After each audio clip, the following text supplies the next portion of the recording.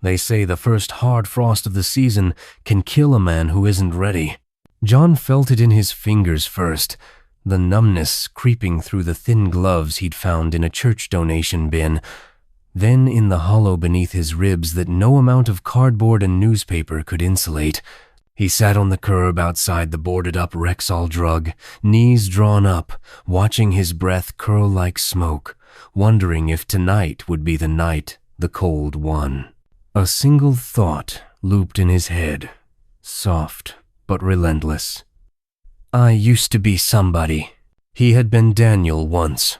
Daniel John Whitaker, foreman at the old sawmill, the guy who could tune a forklift carburetor by ear, the dad who taught his daughter to balance on a two-wheeler and then spun her in circles until they both collapsed laughing. That was before the mill closed, before the foreclosure, before the bottle, before the fight. He can't remember, except for the sound of his wife crying and the door slamming so hard the porch light shattered. Now he answered only to John, because Daniel no longer fit. A city bus hissed past, showering him with slush. He flinched, curling tighter. Across the street, the neon sign of Mel's 24-hour diner buzzed pink and blue against the night. Inside, people his age, silver-haired, cardiganed, laughing over pie looked like the ghosts of Christmas past. He stared until the glass fogged. Inside that diner, behind the counter, stood a woman named Ruth McKenna. 72 years old, widowed, still wore the thin gold band that no longer spun because her knuckles had grown. Ruth had closed the diner every Christmas for 42 years, ever since her husband died on December 23rd. But tonight, she stayed open because the forecast said dangerous cold, and she remembered the boy who froze in the alley behind the VFW in '98. At 11:47 p.m., Ruth tied her apron, poured 2 inches of decaf into a paper cup, and stepped outside. The bell above the door jingled like a plea. John didn't look up until the cup appeared under his nose, steam curling like a prayer. "Careful," Ruth said. "It's hot." He flinched, startled. I don't have money." "It's not for sale tonight." She crouched, knees cracking like kindling. "I'm Ruth. You got a name?" He hesitated, the syllable rusty. "John." "Nice to meet you, John. You hungry?" He started to shake his head, but his stomach betrayed him with a growl loud enough to echo off the empty storefronts. Ruth smiled the way grandmothers do when they already know the answer. Inside the diner smelled of bacon, fat, and cinnamon, the radio whispering Nat King Cole. Ruth motioned to the far corner booth, vinyl patched with duct tape, and set down a plate. 2 eggs over easy, rye toast, and a slice of apple pie with cheddar melted on top, the way her husband liked it. John ate like a man who'd forgotten food could be hot. Between bites, he noticed the photographs on the wall, black and white shots of the mill, the same one where he'd once worn a hard hat. His throat tightened. Ruth wiped the counter, watching him in the mirror. She saw the grease under his fingernails, the careful way he folded his napkin, someone who once had a toolbox and a lunch pail. She waited until his fork scraped the plate. Then she said, soft as snowfall, "My night cook just quit. Says his arthritis can't take the grill anymore. I need somebody who can lift a stock pot and flip an egg without breaking the yolk. Starts at 5 a.m. Pays cash at the end of every shift. Room in the back if you need a place to sleep." John's fork paused mid-air. He searched her face for the catch, the punchline, the hidden camera. All he found was a pair of hazel eyes steady as a lighthouse. "I haven't worked a grill in years," he muttered. "I'll teach you," Ruth said. "But I won't beg. You want it. Doors open. You don't. You finish your pie and walk out warmer than you came in. Either way, no judgment." John stared at the swirling neon reflection in his coffee. Somewhere inside, Daniel stirred. "What would you do in their place?" Ruth asked, not to John but to the empty diner, as though she sensed 1,000 invisible viewers leaning closer. She turned toward the camera we can't see and whispered, "Drop a thought or even a single emoji below." The clock clicked to midnight. John swallowed the last bite of pie, wiped his mouth on the sleeve of his coat, and said the smallest, bravest word, "Okay." The back room had once been storage for canned peaches and industrial-sized ketchup. Ruth had cleared a corner, laid an old army cot, and hung a string of Christmas lights that cast a soft, amber glow. John lay awake listening to the hum of the walk-in freezer, the distant clatter of Ruth mopping the floor. For the first time in 3 winters, he didn't hear sirens or the wheeze of traffic. He heard possibility. 5 a.m. came sharp and dark. Ruth handed him a clean apron the color of sunrise. "Grill's hot. Let's see what you remember." The first pancake stuck. The second flipped but landed half on the griddle, half on the stainless steel. John's shoulders tensed, waiting for the scolding he deserved. Instead, Ruth slid a spatula beside his hand. "Angle your wrist. Think of it like steering a '72 Chevy, gentle on the curves." By 6:30, the regulars trickled in. Truckers, nurses off the night shift, 2 retired teachers arguing about crossword clues. They watched the new guy with cautious curiosity. Ruth introduced him simply, "This is John. He's learning." Those 2 words, "he's learning," felt like absolution. Days folded into weeks. John's hands remembered the rhythm. Crack, sizzle, flip, plate. He learned Ruth's shorthand. Adam and Eve on a raft meant 2 poached eggs on toast. Burn the British meant dark rye.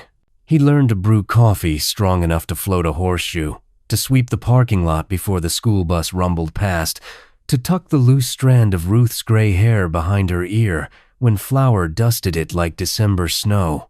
But nights were harder. The cot was warm, the walls safe, yet sleep brought dreams. The mill whistle at 6 a.m., his daughter's laugh turning to sobs. The slamming door, he'd wake gasping, palms sweating, heart racing like a runaway train. One night, Ruth found him sitting on the back stoop, smoking a cigarette he'd bummed from a trucker. She didn't scold. She simply sat, knees cracking again, and offered him a peppermint from the bowl she kept beside the register. "Used to be Daniel," he said suddenly, the name tasting foreign. "Daniel John Whitaker. My little girl Molly, she'd be 19 now. I wrote letters the first year. They all came back returned to sender." Ruth nodded, eyes on the stars. "My Frank and I couldn't have kids. Tried everything, but the stork kept flying past. After he died, I figured loneliness was the bill coming due. Then I realized family isn't just who you're born to. Sometimes it's who shows up hungry at midnight." John flicked ash into the darkness. "What if I mess this up?" "Oh, you will," Ruth said, matter of fact.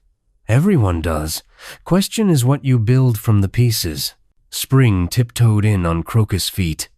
The neon sign's pink glow softened to rose. John's hair had grown, silver at the temples but cleaner, his cheeks less hollow. He'd saved enough tips to buy secondhand boots that didn't leak. One slow Tuesday, Ruth handed him an envelope thick as a biscuit. Inside, a key with a rabbit-foot keychain. "Spare room above the garage," she said. "Been empty since my nephew moved to Denver. Yours if you want it.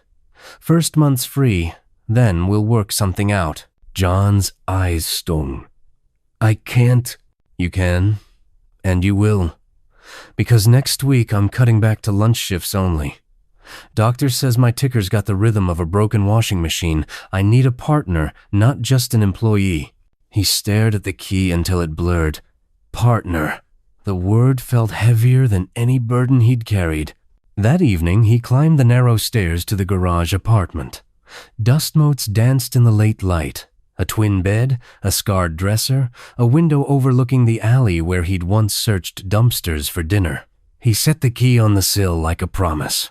For the first time in years, He cried not the ragged sobs of a man drowning, but quiet tears that tasted like salt and mercy. Summer brought tourists and blueberry pies. John learned to make Ruth's secret lemon meringue, the one that had won the county fair in '89. He still flinched when the bell jingled, half expecting bill collectors or the ghost of his former self, but the diner had become a sanctuary where people called him chef and kids colored him pictures on placemats. Then came the letter. Postmarked from Portland, addressed simply, Daniel Whitaker, C. O'Mel's Diner. Inside, a photograph of a young woman with dark curls and Ruth's hazel eyes, Molly. She'd be 20 now. The note was brief. Dad, Mom says you're trying. I'm proud of you. I graduate next spring. If you're still around, maybe I could visit. Love, M. John read it 5 times, hands shaking as though holding a live wire. He showed Ruth. She read, nodded once, and said, Well then, we'd better teach you to make her favorite. Together they experimented. Chocolate cream with a graham cracker crust, extra whipped cream. John practiced piping roses until his wrist cramped, but the gentle twist arrived quietly, like dusk. Ruth's ticker began to skip beats for real. One August morning, she fainted over the grill. John caught her before she hit the tile, felt how light she'd become, like a stack of unpaid bills. At the hospital, the doctor's words were gentle but final. Congestive heart failure. Months maybe, not years. Ruth patted John's hand on the gurney. Don't you dare look at me like I'm dying. I'm just graduating to a different kind of living. Diner's yours if you want it. Papers are in the safe. John opened his mouth, closed it. The weight of the key, the apron, the photograph, the dream of Molly, they all settled on his shoulders like wings.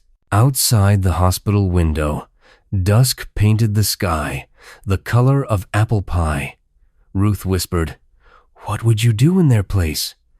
But this time, she was asking John, not the universe. He answered with action.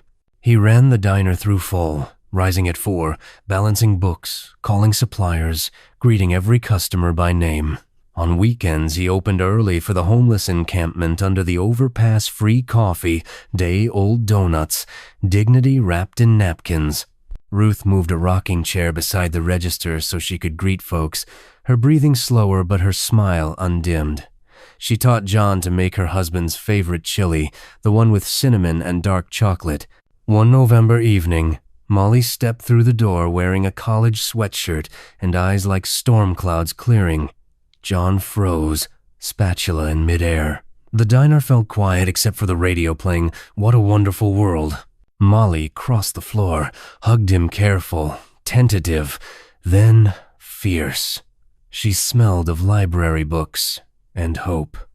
Ruth watched from her rocker, tears shining but proud. Over pie, Molly said, Mom remarried. He's nice. She's glad you're okay. She just couldn't watch you disappear. John nodded, throat tight. I disappeared on myself first. Molly pulled out her phone, showed him photos. Dorm room, friends, a cat named Pickles. Then she reached into her backpack and produced a small wooden frame. Inside, a picture of John Daniel holding toddler Molly on his shoulders, both laughing, the mill in the background. I kept this on my desk every exam week, she said. Proof that happy used to be possible. John traced the glass, eyes brimming. I'm still learning how to flip the next page. Ruth coughed softly, drawing their attention. Then let's practice together. She handed Molly a spare apron. You start tomorrow. We open at 5. Ruth died on the first snow, peaceful in her sleep, the radio playing Silent Night. The diner closed for one day. The whole town came truckers, teachers, the mayor, the homeless men who now had warm gloves thanks to the tip jar labeled John's Hats, Mittens. They served Ruth's chili in paper cups, told stories, laughed through tears. At sunset, John locked the door, turned the sign to "Closed for Family" and sat alone in the booth where it had begun. He looked into the lens we can't see and whispered, "What would you do in their place?" Then, softer, "Now tell us your kind story in the comments. Your words might become our next episode." The diner still opens at 5. The sign now reads, "Mel's, Ruth's." A plaque beside the register says, "In memory of Ruth McKenna, who believed hunger could be healed with pie." John Daniels still flips pancakes, but he also runs a weekly workshop, from spatulas to resumes, teaching kitchen skills to anyone transitioning off the streets. Molly helps between classes, her laughter echoing like bells. And every Christmas Eve, the diner stays open all night. Coffee is free, pie is endless. The radio plays Nat King Cole. And in the corner booth, a plate of apple pie with cheddar waits for anyone who might need a second chance.